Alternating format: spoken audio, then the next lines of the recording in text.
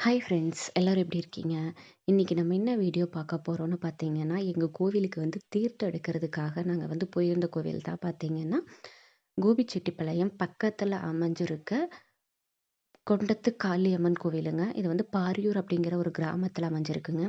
எவ்வளோ பேர் வந்து நீங்க இந்த கோவில் போயிருக்கீங்க அப்படி சொல்லிட்டு கமெண்ட் பண்ணுங்க. கோவில் வந்து அவ்வளோ அழகா இருந்ததுங்க. ரொம்ப அமைதியான ஒரு சூழ்நிலையில, ஒரு அழகான இடத்துல வந்து கோவில் இருந்தது வந்து ரொம்ப பாசிட்டிவா இருந்ததுங்க கோவில் போனதே.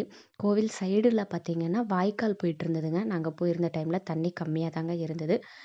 ரொம்ப அழகான வியூங்க. ஆனா சுத்தி வயல்வெளி, கண்ணுக்கு குளிர்ச்சியா இருந்தது.